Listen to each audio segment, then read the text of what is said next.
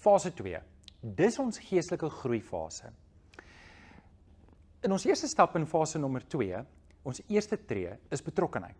Nou, betrokkenheid is iets wat ons jou gaan aanmoedig en uitdaag om iewers in jou geloofsgemeenskap 'n verskil te maak in die koninkryk. Hebreërs 10 vers 24 tot 25 maak dit duidelik dat ek en jy kan nie Lone Ranger Christene wees nie.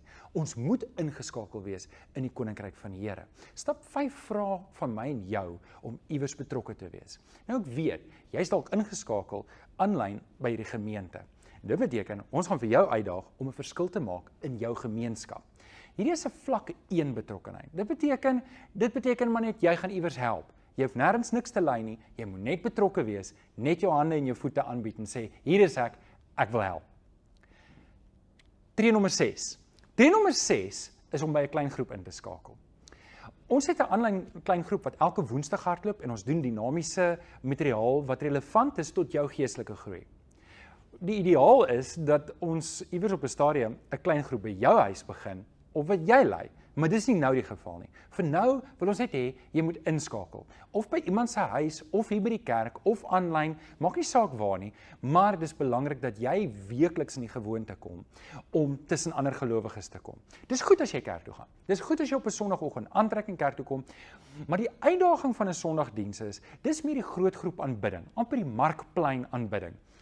Die klein groep is belangrik, want dis waar jy 1 tot 2 verantwoordelikheid aanvaar vir iemand anders en hulle vir jou. Dis hoekom tree nommer 6 so belangrik is. Daarna kom tree nommer 7. Tree nommer 7 is ontdek die doop.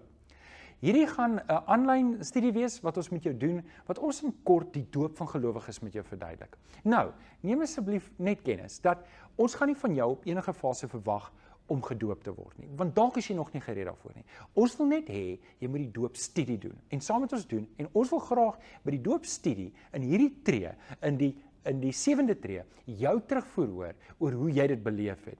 Maar ons gaan nooit op jou druk sit om gedoop te word nie. Hierdie is net om die kennis vir jou te gee. Jy kan self saam met die Here besluit. Die 8ste tree wat ons neem, is die stilte tyd. Nou die stilte tyd bestaan uit 9 sessies. 9 sessies waar ons stap vir stap deur hoe 'n gelowige stilte tyd kan hou. En ons gaan jou uitdaag om vir die res van jou lewe 'n toewyding te maak om op 'n gereelde basis 'n stilte tyd te hou. Ons doen 9 elemente wat in 'n stilte tyd is wat vir jou help om wanneer jy in jou kamer alleen is saam met die Here, sinvol met die Here 'n stilte tyd te hê waar jy kan leer om te bid, Bybelstudie en ander elemente te doen. Dit bring ons by die laaste stap, die laaste tree in fase 2. En dit is Ontdek 201. Ontdek 201 is 'n 6 weke studie wat ons net kyk na geestelike groei. Ek sien uit om dit saam met jou te doen. Weereens sal jy al die stappe moet afhandel. Jy het al die tree in fase 2 moet afhandel voordat jy kan voortgaan na fase 3 toe. Saam met Ontdek 201 is daar weer ook 'n toewydingsvorm wat jy moet invul.